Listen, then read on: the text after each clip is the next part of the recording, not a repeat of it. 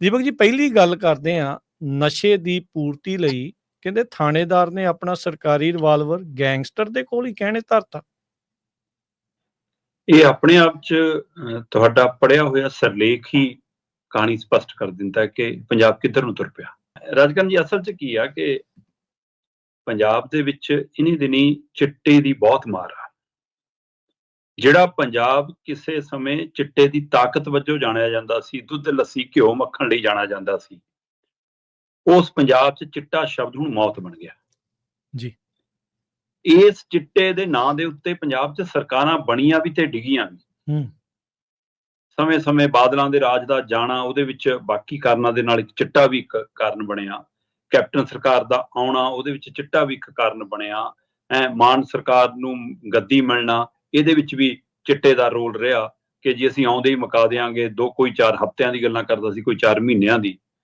ਪਰ ਅਸੀਂ ਲਗਾਤਾਰ ਉਹ ਦ੍ਰਿਸ਼ ਦੇਖ ਰਹੇ ਹਾਂ ਕਿ ਬੁੱਢੇ ਮੋਢਿਆਂ ਦੇ ਸਿਰਾਂ ਤੇ ਮਤਲਬ ਕਿ ਜਵਾਨ ਪੁੱਤਾਂ ਦੀਆਂ ਲਾਸ਼ਾਂ ਢੋਈਆਂ ਜਾ ਰਹੀਆਂ। ਸੱਚੀ ਗੱਲ। ਤੇ ਘਰਾਂ 'ਚ 70 ਵਿਸ਼ੇ ਨੇ। ਆਹ ਦ੍ਰਿਸ਼ ਮਤਲਬ ਪੁਲਿਸ ਜਿਹਨੂੰ ਅਸੀਂ ਕਹਿੰਦੇ ਆ ਕਿ ਇਹਨੇ ਨਸ਼ਾ ਤਸਕਰ ਫੜਨੇ ਆ, ਇਹਨੇ ਨਸ਼ੇ ਵਾਲੇ ਅੰਦਰ ਕਰਨੇ ਆ, ਉਹ ਪੁਲਿਸ ਦੇ ਵਿੱਚ ਪੰਜਾਬ ਪੁਲਿਸ ਦਾ ਇੱਕ ਜਵਾਨ ਜਿਹੜਾ ਛੋਟੇ ਮੋਟਾ ਵੀ ਨਹੀਂ ਗਾ, ASI ਦੇ ਰੈਂਕ ਤੇ ਹੈ, ਤੇ ਉਹਨੇ ਨਸ਼ੇ ਦੀ ਪੂਰਤੀ ਖਾਤਰ, ਚਿੱਟਾ ਖਰੀਦਣ ਖਾਤਰ ਆਪਣਾ ਰਿਵਾਲਵਰ 10,000 ਰੁਪਏ ਨੂੰ ਗੈਂਗਸਟਰਾਂ ਕੋਲ ਗਹਿਣੇ ਰੱਖਦਾ। ਦੱਸੋ।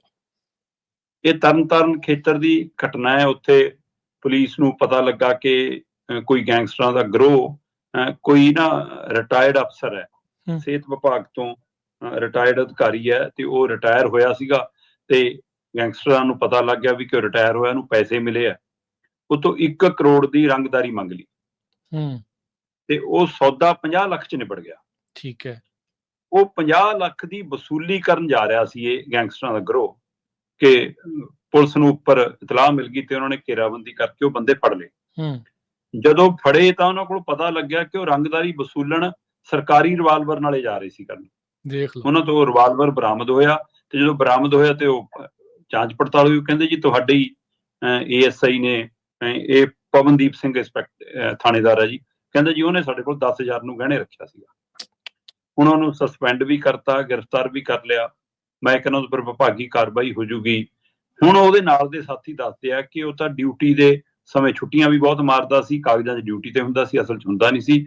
ਥਾਣੇ ਆ ਕੇ ਵੀ ਕਹਿੰਦੇ ਜੀ ਉਹ ਹੈਰੋਇਨ ਪੀਣ ਲੱਗ ਜਾਂਦਾ ਸੀ। ਅਸੀਂ ਉਹਨੂੰ ਬਹੁਤ ਵਾਰ ਰੋਕਿਆ, ਸਮਝਾਇਆ, ਨਹੀਂ ਮੰਨਿਆ।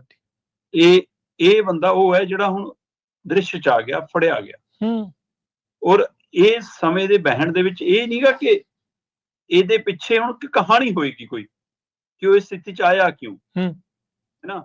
ਕਈ ਵਾਰ ਅਸੀਂ ਉਸ ਬੰਦੇ ਪ੍ਰਤੀ ਇੰਨੀ ਨਫ਼ਰਤ ਪੈਦਾ ਕਰ ਲੈਂਦੇ ਹਾਂ, ਪਰ ਅਸੀਂ ਇਸ ਸਥਿਤੀ ਨੂੰ ਸਮਝ ਹੀ ਨਹੀਂ ਪਾ ਰਹੇ ਕਿ ਇਸ 'ਚ ਸਾਡੇ ਬੱਚੇ ਜਾ ਕਿਉਂ ਰਹੇ ਆ, ਸਾਡੇ ਲੋਕ ਜਾ ਕਿਉਂ ਰਹੇ। ਇਹਦੇ ਲਈ ਕੀ ਸਾਡਾ ਰਾਜਨੀਤਿਕ ਸਿਸਟਮ ਗੜਬੜਾ ਗਿਆ, ਕੀ ਸਾਡਾ ਸਮਾਜਿਕ ਤਾਣਾ ਬਾਣਾ ਗੜਵਾ ਗਿਆ, ਕੀ ਅਸੀਂ ਜਿਹੜੇ ਸਾਂਝੇ ਪਰਿਵਾਰ ਤੋੜ ਲਏ ਉਹ ਕੋਈ ਕਾਰਨ ਨੇ, ਕੀ ਉਹਦੇ ਵਿੱਚ ਸਾਡੀ ਆਰਥਿਕ ਲਾਲਸਾਵਾਂ ਇੰਨੀਆਂ ਵੱਧ ਗਈਆਂ।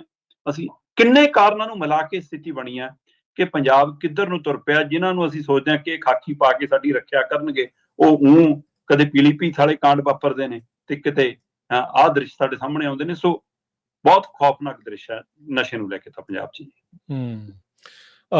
ਦੀਪਕ ਜੀ, ਜਿੱਦਾਂ ਤੁਸੀਂ ਸਰਕਾਰਾਂ ਦਾ ਵੀ ਜ਼ਿਕਰ ਜਿਹੜਾ ਉਹ ਕੀਤਾ, ਕਿਸੇ ਟਾਈਮ ਦੇ ਉੱਤੇ ਖਬਰਾਂ ਬਹੁਤ ਜ਼ਿਆਦੀਆਂ ਇਸ ਦੇ ਬਾਬਤ ਆਉਂਦੀਆਂ ਸੀ। ਕੀ ਕੋਈ ਇਹ ਵੀ ਇੱਕ ਕਾਰਨ ਆ ਵੀ ਇਹ ਹੁਣ ਲੁਕਾਈਆਂ ਜ਼ਿਆਦੀਆਂ ਜਾ ਰਹੀਆਂ ਆ, ਵੀ ਇਹ ਸਰਕਾਰ ਆਪਣੇ ਆਪ ਨੂੰ ਬਚਾਉਣ ਖਾਤਰ ਆ, ਨਸ਼ਾ ਉਦਾਂ ਹੀ ਆ ਜਾਂ ਵਾਕਿਆ ਕੁਝ ਫਰਕ ਪਿਆ ਹੈ?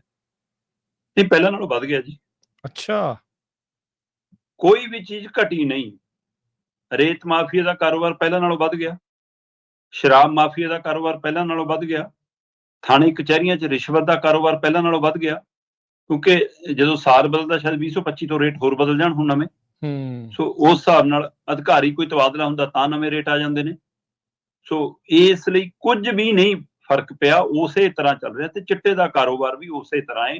ਬਿਲਕੁਲ ਤੁਹਾਡੀ ਗੱਲ ਦਰੁਸਤ ਹੈ ਕਿ ਅੰਕੜਿਆਂ 'ਚ ਇਹਨੂੰ ਲੁਕਾਇਆ ਜਾਂਦਾ। ਪੰਜਾਬ ਦੇ ਵਿੱਚ ਲਗਾਤਾਰ ਕਿਸਾਨ ਔਰ ਮਜ਼ਦੂਰ ਖੁਦਕੁਸ਼ੀ ਉਵੇਂ ਹੀ ਹੋ ਰਹੀ ਹੈ, ਪਰ ਉਹ ਹੁਣ ਖਬਰਾਂ 'ਚ ਨਹੀਂ ਆਉਂਦੀ, ਉਹ ਅਖਬਾਰਾਂ ਦੀ ਸੁਰਖੀਆਂ ਨਹੀਂ ਬਣਦੀ, ਸਰਕਾਰ ਉਹਨਾਂ ਨੂੰ ਦਬਾ ਲੈਂਦੀ ਆ। ਪੰਜਾਬ 'ਚ ਹਰ ਰੋਜ਼ 1 ਤੋਂ 2 ਮੌਤਾਂ ਚਿੱਟੇ ਦੀ ਓਵਰਡੋਜ਼ ਵਾਧੇ ਘਾਟੇ ਕਾਰਨ ਹੋ ਰਹੀਆਂ, ਪਰ ਉਹ ਹੁਣ ਚਰਚਾਵਾਂ 'ਚ ਨਹੀਂ ਆਉਂਦੀਆਂ। ਜਾਂ ਤਾਂ ਸਾਨੂੰ ਆਦਤ ਪੈ ਗਈ ਕਿ ਹਾਂ ਰੋਜ਼ ਸੁਣਦੇ ਪੜ੍ਹਦੇ ਹਾਂ, ਇਸ ਲਈ ਅਸੀਂ ਉਹਨਾਂ ਨੂੰ ਅਣਗੌਲਿਆ ਕਰਨ ਲੱਗ ਪਏ, ਜਾਂ ਸਰਕਾਰਾਂ ਅੰਕੜੇ ਉਹ ਦਬਾ ਲੈਂਦੀਆਂ, ਉਹਨੂੰ ਹੋਰ ਤਰ੍ਹਾਂ ਦੇ ਦ੍ਰਿਸ਼ ਪੈਦਾ ਕਰਕੇ ਉਹ ਕਾਗਜ਼ਾਂ 'ਚ ਨਹੀਂ ਚੜ੍ਹਦੀਆਂ। ਸੋ ਇਹ ਵਰਤਾਰਾ ਬਿਲਕੁਲ ਨਹੀਂ ਘਟਿਆ ਜੀ। ਇਹ ਤਾਂ ਆਪਾਂ ਥਾਣੇਦਾਰ ਵਾਲੇ ਪੱਖ ਤੋਂ ਜਿਹੜੀ ਇਹ ਦੇਖੀ ਵੀ ਨਸ਼ੇ ਦੀ ਹਾਲਤ ਆ। ਪੰਜਾਬ ਦਾ ਜਿਹੜਾ ਅਗਲਾ ਪੱਖ ਆ, ਇਹ ਸਮਾਜਿਕ ਵੀ ਆ, ਵੀ ਇਹ ਕਿਹੜੇ ਪਾਸੇ ਨੂੰ ਆ?